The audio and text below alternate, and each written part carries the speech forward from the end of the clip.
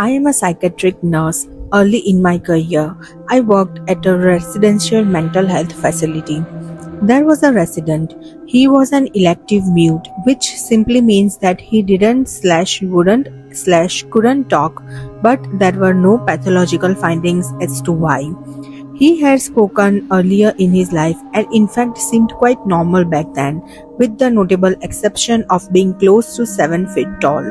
He had been raised in the deep south and joined the military when he was 19. After boot camp, he was stationed somewhere in the south. One night, he just vanished. It was declared an AWOL for years, and finally he was declared missing and dead. 10 years later, a 7 foot tall man walked into a VA hospital emergency room in my part of the Midwest and said to the receptionist, "My name is dash dash dash and I have been dead for 10 years." Those were the last words he ever spoke. He was covered with dust and he was wearing the same clothes he had been reported to be wearing the night he vanished. His social security number had not been used and he had no identification on his person. However, they were able to identify him, I guess via fingerprints. He was well fed and in good health except for his refusal to speak. The family was notified, but they said they had already grieved their lost man and that whoever was claiming to be him simply could not be. They said he was a hind and a stand-in for their dead relative and demanded not to be contacted again. He paced all day every day, not in a frantic way, but just lumbering up and down the halls and outside. He smiled all the time and would be moving his mouth in a way that indicated talking or muttering, but he was dead silent. He had an unnerving habit of throwing his head back with his mouth wide open, as if he were laughing heartily, but not even a breath could be heard. If told to go to the dining room for a meal, he would go and eat, but if nobody told him, he just kept pacing, never indicating hunger. If offered a cigarette, he would smoke it in an oddly formal way, almost delicately, if that makes sense. But he never seemed to crave smoking. The man wanted nothing. If I talked to him, he appeared to listen, periodically throwing his head back in that laughter-mimicking way of his. There was nothing to do for this man. Various medications were tried, but they did not affect him either positively or negatively. Occupational therapy did nothing because he would just grind, and unless told to stay put, he would get up and start pacing again. On my last day at that job, on my way to something better, the last thing I saw was him pacing in the parking lot, throwing his head back to laugh. Later I wondered if all along I had been dealing with a ghost. All these years later, I still don't know. Hospital doctor in Colorado. I have 3 stories. Working overnights and get a page that an old lady with dementia is flipping out. Says someone is in her room watching her around 2 a.m. Got this 3 or 4 times and we decided to move her to a new room for other staffing issues. Move over an elderly man without cognitive impairment. 1 hour later, boom, same thing. Someone is in the room watching him and the room is cold. I call bullshit and go check it out. Walk in and the room is so goddamn cold I can see my breath. Have this eerie feeling something is watching me. Nup out, move the patient to a new room and leave the room empty all night. Side note, I ran 6 codes over 3 years in that room and never got a single one back. Same hospital has a big burn unit. People flown in from around a 5-state radius. There was a Native American man that had that room for several months. Don't remember how he got burned, but was around 75% body surface area. Keep in mind, every single day they are washing these burns out, going to surgery every few days to debride. It's horrible and not something I want any part of. Anyways, this guy eventually dies after months of this torture. Shortly after, weird electrical things in there, which I personally witnessed, started happening. Lights off and on, TV suddenly on at full volume and won't turn off. Phones ringing and static on the other hand.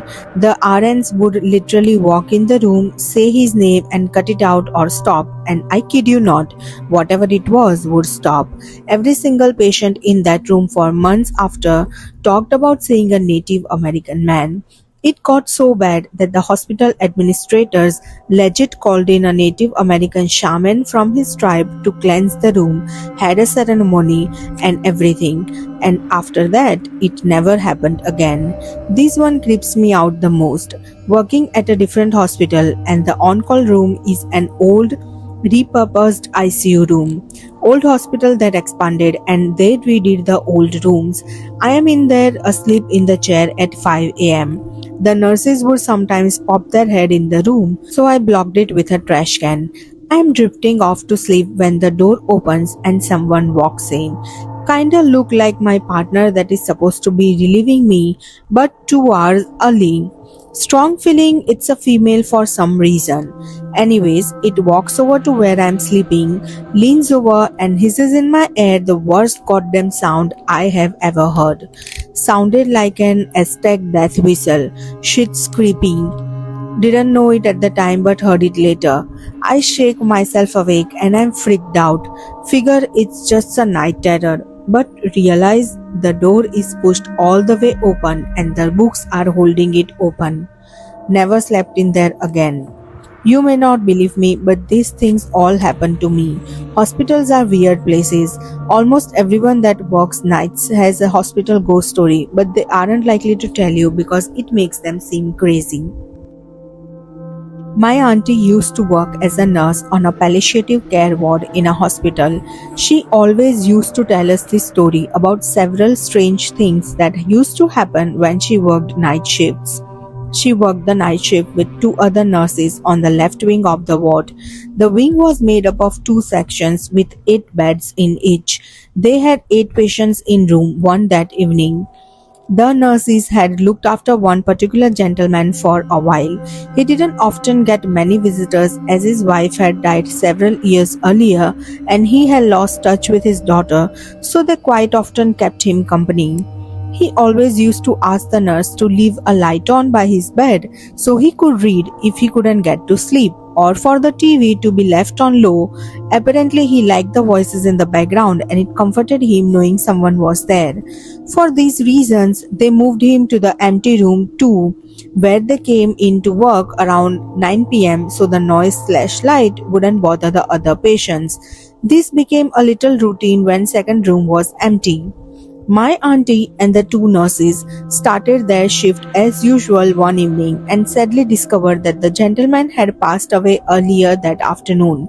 Room 2 was now empty again, the 7 other patients in room 1. It was 11 pm-ish. All the patients were asleep and the only lights on were those illuminating the office section where the nurses were sat, along with computer monitors and the ceiling lights at the end of the hallway leading to the next wing. They were taking their break, having a coffee and chatting when one of them suddenly stopped talking and held her hand up. They listened and could hear someone talking nearby. At first, they assumed it was someone from the next wing walking past, but the talking remained a few minutes later. My auntie looked around the corner to see if there was anyone there. No one. She turned back around to go towards the desk and saw a light shimmering in room 2. She called the other nurses and they went into the room together. The bedside light was on and the TV was on in the bay where the gentleman used to sleep. Auntie said they got the shivers, but it made them feel slightly emotional. However, they switched off the light and TV and went back to the desk. This apparently happened on 7 other occasions over the following weeks, even when other nurses were working. Same light, same TV, always around 11 pm. What my auntie said was so comforting, as she believed he enjoyed chatting with them and appreciated the extra effort they did to move him so he could watch the TV after hours. So he came back to see them again for the little ritual. The wards later filled up and room 2 was being used more and more, so was rarely left unoccupied. One patient mentioned a light turning on and waking him up around midnight once, but he couldn't recall which ones as he went back to sleep. The legend lives on and is explained to new staff who work there. Everyone on the ward to this day knows of the gentleman who likes to watch the TV late at night, and they are told that if the room is empty, to make sure the volume isn't high and to let him watch like he used to. Former CMA. I worked at a nursing home night shift. I had a coworker who said she was a Wiccan. Not too far fetched, but she also claimed to see demons in our nursing home. I didn't believe that, but there had already been a few freaky things happening in our center. Knocking on the door, setting off the outdoor motion detectors with no one on the camera monitor, that kind of thing. I'm still not sure ghosts are real, but whenever I think back to this experience, I'm in disbelief about what actually really happened. I was on duty alone one night in our Alzheimer's unit. I started hearing some footsteps and the electric sound of a room door opening. They were all handicap accessible. Our nurses' station was a semicircle, completely windowed, so I could look around pretty easily and see about half of the residents' rooms and the living room. No one was there, so I went out and individually checked on each resident to see if they got out of bed. No one did. I went back to my station. I started hearing it again, and it was starting to seriously freak me out. I checked on the residents one more time before video calling my friend from Australia. I was almost in tears because the sound was so clear. I started hearing children's music faintly. It was like a horror movie.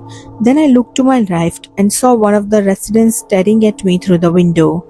It clearly scared the daylights out of me. She looked angry. She pounded her hand on the glass. I hung up the call and went to help her. Now, this resident is a stroke survivor. You could usually get a general idea of what she wanted, but she was muttering purely gibberish. I asked her questions trying to see what she needed, but she just got more frustrated. I brought her to her room, gave her her medication because it was right around time for it anyways, and she went to sleep. She would die from another stroke in just 2 days. I start cleaning the building. The spa room for some reason always gave me the creeps. This time I could not clean it at all. The spa room is in a sort of a uppercase I shape. The room front area is where you get the supplies, residents can undress, etc. There's a small hall with a shower to your right and a hot tub to your left. The end has a bathroom. In the left corner is always a chair. This night, the chair was in the middle of the hall facing the door. There was no reason for it to be there. If a CMA was helping a resident into the bath, it would have been further back as that location has no range of motion. If it was to help a resident get undressed, it would be further up. I nubbed the fuck out of there. And here's the kicker. Some backstory. One of our Alzheimer's residents was living with her non-Alzheimer's husband in the same room. She often forgot who he was, and it was very sad. The week before this, he tragically died in the hospital. The night shift, I was in an night double shift. The morning shift girl told me something really strange. She said that about 30 minutes after I left, the woman ran out of her room screaming. She told her, "There's a man at the end of my bed saying he's dead." This is a story that was told to me by a nurse who worked in a nursing home in a small Texas town. Now, in this nursing home, there were two wings which were connected by a hallway. Compared to the front wing, the back was always a bit heavy with gloom, maybe even spooky at times. Not sure how to explain it, but there was certainly a darker atmosphere. For this reason, the nurses disliked staying in the back, so after the residents were in bed and the night's last rounds were completed, they would migrate to the front nurses' station. This nightly trek went on for a while, until the administration learned of it and for liability reasons instructed the back wing nurses to stay in their assigned place of duty. There were always ghostly happenings. Nonetheless, these incidents were mostly shrugged off as the imagination of tired and overworked employees.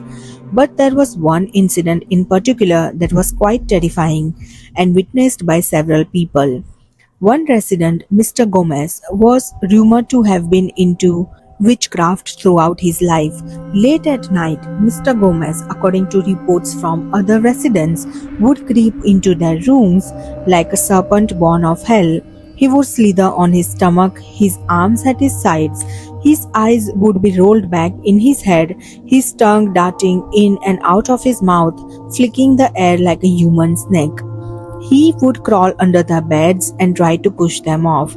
He's the devil, the other residents would claim. Well, the reports weren't taken very seriously after all. These old folks were half out of their minds, and realistically, how could feeble old Mr. Gomez, who needed the assistance of nurses just to get out of bed, be physically capable of such actions? The nurses all agreed that the reports were just imagined stories of old, confused people. That is until the terrifying night that the nurses all became believers of the evil that lived within Mr. Gomez. It was well past midnight. The residents were sleeping and the halls were quiet. The nurses had gathered in the back lobby to sit and wait for morning. Most of them were at the point of dozing off when a loud gasp broke the silence. One of the nurses stood up, a frightful expression upon her face. She pointed down the hallway towards the resident's room. As the other turned to look, a horrifying scene unfolded. It was Mr. Gomez, slithering on his stomach, making his way down the hall and into the room of a slumbering woman. They just stood there, petrified, unsure of what to do. Mr. Gomez was now crawling through the hallway, heading right towards the lobby and the fear-struck nurses. The stories were true. Mr. Gomez was slithering like a snake, his eyes rolled back and his tongue flicking in and out like a cursed beast.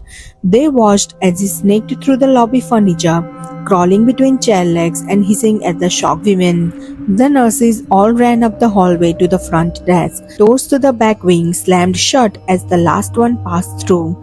They stayed up front for the next few hours, and as the sun began to peek over the horizon, they gathered enough courage to go check on the back wing. Everything was quiet, and Mr. Gomez was once again sleeping in his bed. A few nights later, Mr. Gomez passed away. As the nurses were attending to his body, several loud thumps were heard against the window. They pulled open the drapes to see what could have made the noise, and just as they did, an owl flew at the window, clawing at the pane as if trying to get in. The bird then flew into a nearby tree and landed among several other owls perched high in the branches. The birds just stared down at the room where Mr. Gomez lay dead, wanting to claim his soul. Some believe that certain witches can transform themselves into owls. Sometimes they are seen as a bird with a witch's head, other times they look like a regular owl. Everyone who's worked in a hospital will tell you that unless it's brand new, it will be haunted. I didn't believe this until I started working as a nurse at a rural hospital 2 or 3 years ago. I had a few experiences myself on a night shift, got told some by other nurses. The nurses station on the ortho ward had a view of just across the hallway to the side. You could only see about a doorway's width of the hallway from inside the nurses station. One night I stood up with my arms full of patient notes to put away when a woman in an old-timey white nurse's dress and hat ran in front of the doorway, except she moved too fast for normal human speed. Also, we wear navy scrubs. It was so fast, it took me a second to process it, but when I did, I dropped the notes and screamed. The other nurses ran in, and when I explained it, they laughed, and one of the veterans, she had worked on the ward for 14 years, said, "Oh yeah, that's the matron. She just likes to make sure everything is in order." I never saw her again, but after talking to the other nurses on that ward, apparently she is a common appearance on night shift. She never messes with anyone, she just gets seen every now and then. A few months later, I got moved to the kids' ward. We had a playroom for the kids, but at night it was locked up. There are also security cameras all over the ward common rooms area for safety reasons. For example, parents who don't have custody visiting without permission and etc. One week I did 4 night shifts. 2 nights in a row I saw a little boy run from the bottom left to the top right of the screen on the security camera feed. When I would go to check the playroom, it was empty and the door was locked. On the 3rd night this happened, I told my supervisor because I was really freaking out. She told me that she hadn't been told about what I had seen before, but there were plenty of ghosts on the kids' ward. Apparently in the back 2 teens' room, The patient would often ask the nurse to tell the patient next door to stop laughing so loudly when the next room door would actually be empty. There's also parents reporting a nurse checking on their child through the night that doesn't match the description of anyone working there, laughing being heard at odd hours, and there were also lots of other stories. It was enough to make me believe that maybe ghosts are real. Bonus story.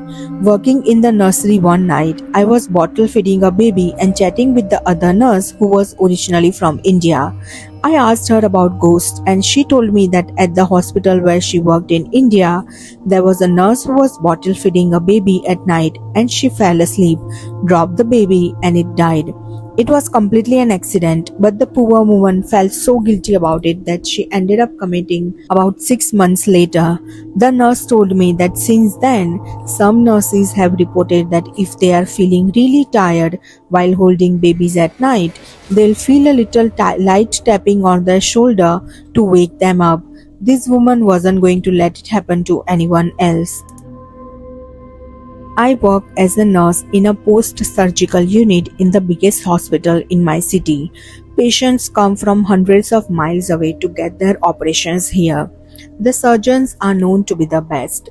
But what we don't tell the patients, what we are not supposed to tell them, is that there are ghosts here. Just like any other hospital, people pass away and their spirits sometimes linger. Or maybe it is just a fragment of them that remains behind, something that science can't explain yet. There have been more than a few events that have raised the hair on the back of my neck, and some have sent me into hysterical screaming fits. But those type of reactions are frowned upon in the hospital, so I try to stay calm. There was that time a few months ago when a patient told me she felt like there were 3 other people in the wardroom with her, in each of the other 3 beds around her. They were talking back and forth and whispering, she said. But the weird thing was, she was alone in the 4 bedroom. I pulled back the curtains and showed her myself. All of the other beds were empty and there were no visitors or staff in the room with her. As if that wasn't disturbing enough, a few weeks later, a different patient said the same thing when she had been left alone in the same room. She described it exactly the same way, saying they were whispering back and forth and it was keeping her awake. I felt a chill up my spine when she told me that, but reassured her that the room was empty and she was simply imagining things. People have enough to worry about when they are recovering from surgery. We don't need them fretting about specters and ghosts when they should be worried about physio and discharge appointments, lifting restrictions and medication adjustments. So we keep these stories to ourselves. Some nurses said they couldn't sleep in a certain storage room during breaks on night shift since they had had too many bad experiences there. When I asked them about it, they said they would have bad dreams and felt like someone was in the room with them, standing over them while they slept. I didn't believe in those things myself, so I slept in there on the night shift and found out firsthand why nobody else wanted to use it as a nap room during breaks. I had the most realistic waking dream I had ever had when I would be awoken in the storage room and felt like someone was in there with me, watching me from the corner of the room, their dark outline visible in the dim room. When I went to turn on the lights, they didn't work and the door wouldn't open, and for some reason, in my dream, which seemed like reality, I chose to lie back down and go to sleep again while the thing just crept closer and closer, vanishing only to reappear just above me. It felt like my eyes were open the whole time and I was forced to watch, paralyzed as it got hovered over top of me. For what felt like hours, it was watching me while I slept as I struggled and was unable to move. I finally came to my senses and finished my break early, going back to work and trying to forget about the horrible experience. But I refused to sleep in that storage room again. There was another event which haunts me to this day, especially since I am heading in for a night shift right now in just a few minutes. Another nurse told me a story on the night shift last week, and I have been thinking about it a lot since then, and it's been occupying my mind more and more, especially when I'm alone in the break room at night. We have a staff room where there are two small couches and a TV. Some nurses go in there to sleep during breaks on the night shift, and we try our best not to wake them up. She was sleeping on the couch there one night, and a bright light woke her up. There's an adjoining room with a bathroom and lockers, so she figured one of the nurses had gone in there and left the light on. I looked over at the door. She told me, "You know how it has that little glass window and you can see through the other side?" "Yeah," I said, "I see it every day." "So there's this woman on the other side of the door, and she is looking at me through the glass." I got shivers up my spine when she said this. Maybe because it was the night shift, maybe because that there was where I was going on my break in an hour to sleep, or at least try to. And so I see her there, but she is not really looking at me. She just kinda staring straight ahead. And the first thing I notice about her is her hair. It was in this very old fashioned sort of style, not like anything you would see today. It was like it was from the 70s or earlier maybe. And she was wearing this funky blue pinstripe scrubs and a nurse's cap.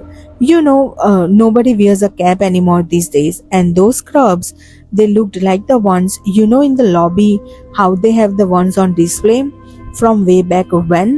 Yeah, they looked just like that. I was nodding along, able to picture all of it as if I was there with her. Another nurse walked in and heard us. "What are you guys talking about?" "Ghosts," I replied simply. He scoffed. "You guys believe in that stuff?" The two of us shared a knowing look. He hadn't been working on the floor long enough to have seen them himself. And some people just aren't attuned to these things. The nurse went back to her story. "So she's just standing there, staring straight ahead. And I thought it was the IV nurse at first. But because sometimes they would come in during the night shift and use the bathroom or whatever. So I yelled at her, 'Hey, turn the light off, will ya? I'm trying to sleep in here.' But she just kept staring straight ahead. So I just put the pillow over my head and tried to sleep some more. Then when I woke up later on and that light was still on, so I asked around. Nobody came in during the night. And that room is locked, so it wasn't a patient. And I saw the IV nurse later on and they were not dressed like that. So yeah, I'm pretty sure I know who it was though." According to her, the woman was the ghost of a nurse who had died driving home after a long night shift and had fallen asleep at the wheel. Based on the description she had given, an older co-worker had recognized her. She had said that was exactly what an old nurse who used to work there looked like, and from that point on, the nurse who told me this story always remembered to stay awake behind the wheel on the drive home. Every time my eyes start to blink and I'm getting tired, man, I think about that old nurse with the curly grey hair standing behind the glass, and I'm wide awake again. Better than a freaking cup of coffee, I'll tell you. Something occurred to me as she finished the story. "That's really weird. My patient in room 14 told me last night that they saw someone peeking their head in the room and looking at them. And sometimes they would stand in the doorway and just stare at them for a while. She said the person had a very old-fashioned haircut and an old-fashioned scrubs. She thought it was a ghost or maybe a hallucination." Ghosts and hallucinations are commonplace on the post-surgical floor, and sometimes it can be difficult to tell the two apart. Pain medication induced post-operative delirium is not unheard of, especially in the elderly. She thought it was the Dilaudid, so none of that tonight, just sticking with Tylenol. "Good idea," the other nurse said, and I excused myself. I figured I would check on my patients, especially the ones in room 14. I was somewhat unsurprised to see a woman in blue pinstripe scrubs with a cap looking in at them from the doorway. Despite my terror, I began to walk on shaky legs down the hall towards her. She turned to look at me and went away from the patient's room, going down the side hall at the end of the unit. I ran to catch up with her, needing to see for myself who she was. When I got to the end of the hall, I looked to the left. She was gone, but it had only been a few seconds. I ran down the short length of hallway to the next corridor. This other one was much longer. She could not have disappeared so quickly unless she went into a patient room. But again, she was gone. My heart hammering in my chest. I refused to believe it was a ghost. Such things didn't exist. They just couldn't. Room 9 was the only one she could have gone into such a hurry. I went in and found all of the patients were wide awake despite the last hour of the night. It was 3 a.m. and everyone should have been asleep. It's freezing in here. Can you get me a warm blanket? Asked the patient by the door. I told her I would, and she nearly screamed in fright. Oh my goodness, the older woman said, startled. I didn't see you there. So, who were you talking to? I asked. The other nurse, the one who just came in. Where did she go? I felt presence behind me and looked to see the shape of something moving, but then it was gone, like a wisp of smoke on a windy day. Not wanting to tell the woman it had been a ghost, I just made up an excuse and told the woman I would get her a warm blanket. Nothing seemed to help though. None of the patients in that room slept very well that night, if at all. They kept saying they felt like there was something laying in the bed right next to them. Come to think of it, it's the same room where patients kept imagining other people were in the room with them, except this time it really was full. I haven't seen the ghost nurse since that night, and I'm hoping I never do that again. It's terrifying to say the least, since I don't really understand why she's here, and you never know exactly when she is going to show up. I'm heading into work for another night shift now. Wish me luck, I'm gonna need it. I worked in a very large hospital that had multiple buildings and big parking lots. Staff had to park in a lot that was at a hike at best of times and a pita in bad weather. But at least the buildings were connected by an underground walkway. I started around 7 a.m. and got there early to avoid commuter traffic, which meant I was usually in the underground walkway alone after 6 a.m. It was for sure over 400 feet long. The hallway had those metal doors at intervals with push bars and glass that had metal grids in them, like schools had. Many times I'd be there before the maintenance staff who would unlock the doors in the hallway, which meant I'd be blocked from getting to my workspace and have to wait in the hallway until they made the journey down the hall to unlock the doors. Otherwise, have to go back to the beginning and walk upstairs through the hospital corridors. There were probably connecting ways to get upstairs, but I didn't know how. This one time, I was in the underground hallway and walking to my workspace, noticed a guy a couple hundred feet in front of me outside a huge white door. No idea where that lead to. Hospitals have tons of doors. I am walking and I'm walking. He's just standing there facing the other wall. And I'm walking and walking, and in a blink of an eye, he was no longer standing there. Right in front of my view, he's gone. Okay, whatever, that was strange. There were no other doors right there he could have ducked into. Finally, get up to where he was standing and keep on going to my desk. Some days or weeks later, it's raining out, and one of my coworkers comes in wet. I asked her why she didn't take the lower hallway, and she says she won't walk down there because strange things have happened.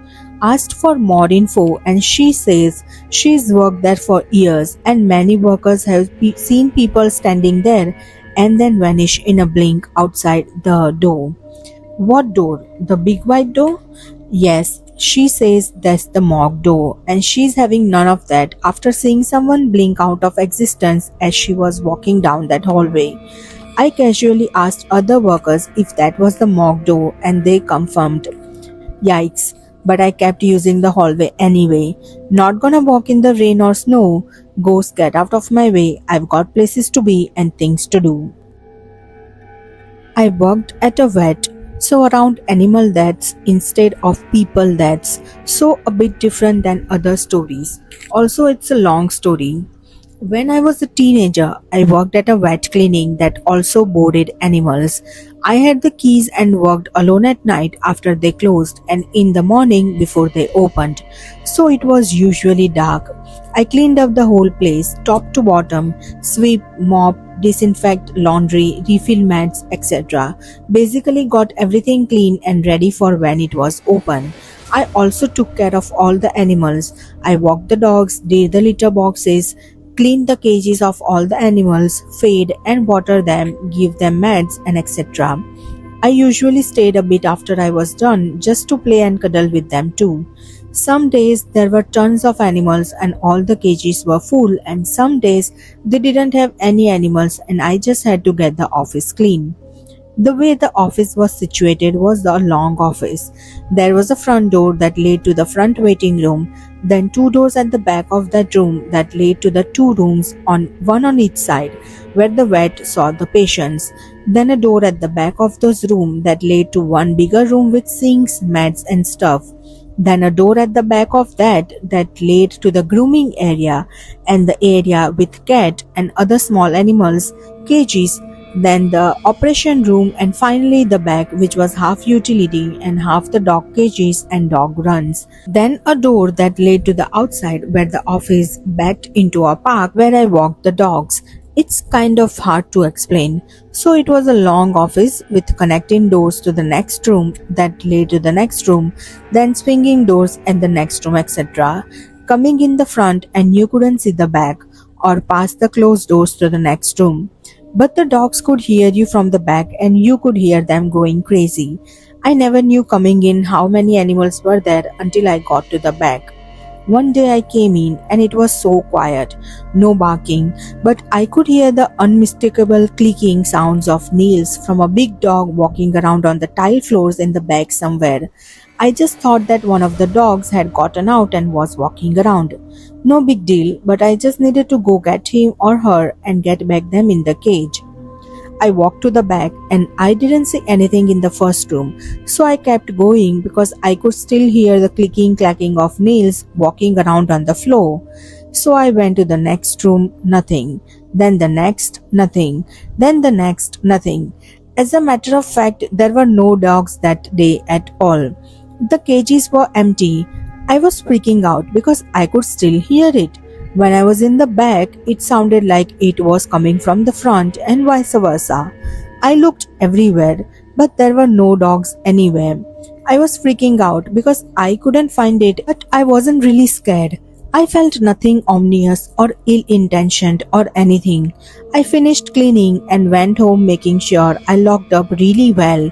The next morning I stayed after I was done so I could talk to the people when they came in to open up for the day. I told them about it and they didn't seem surprised at all. The receptionist was like, "That's just Sadie, there's nothing to worry about." She took me to the refrigerator and on top of it was a wooden box I had never noticed. It was a box of ashes with the name Sadie on it. Apparently, years before I was working there, an older couple was driving through the city on the way to visit relatives and their dog got sick. They pulled off the highway to the closest vet they could find, my work. But unfortunately, the dog died despite the vet doing everything they could. She was an older dog with health issues. The couple was sad, of course, but had to continue on the way, so they paid to have their dog cremated and were going to pick her ashes and urn up on the way home. However, they never came back, and the office could never get a hold of them.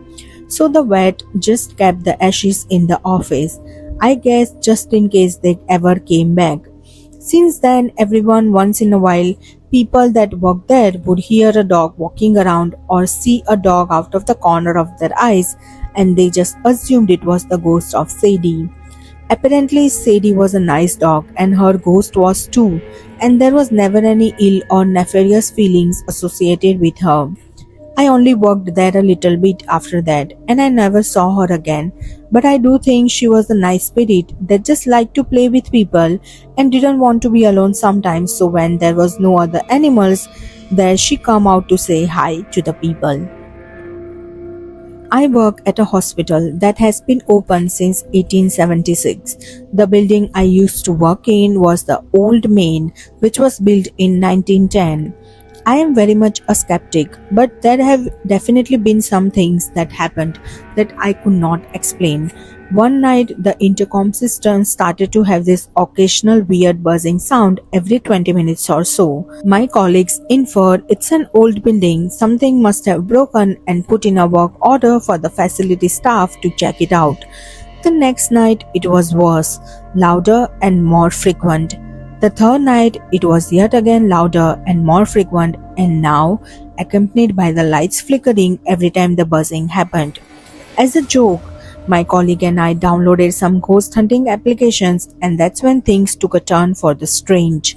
As we walked over to where the buzzing and lights flashing was the worst, a corner between the main desk and the medication room, there was a sudden thump sound, and the charge nurse let out a yell and came running into the main hall.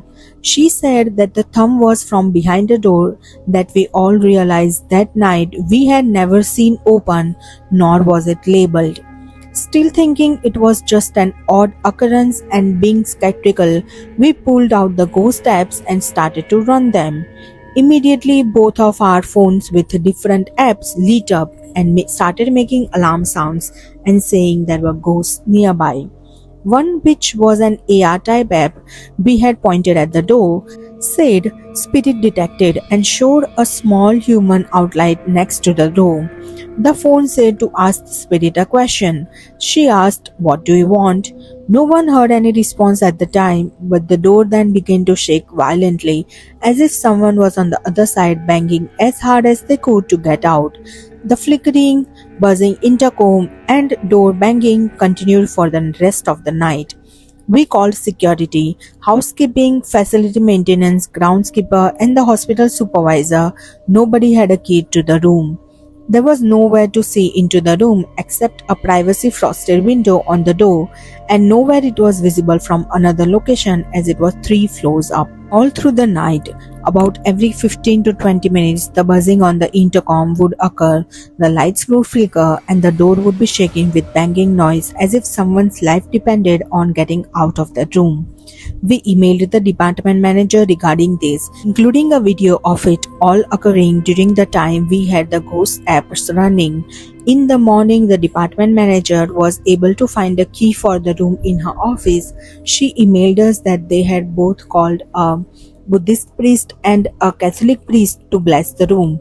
The room had nobody in it, no open or broken windows, no doors to elsewhere to create a draft. It had several cold shock therapy tubs used in early psych care and an array of antiquated pediatric equipment. It had child-sized wicker wheelchairs, small crutches, small hospital gowns, and old wooden cribs and prosthetics.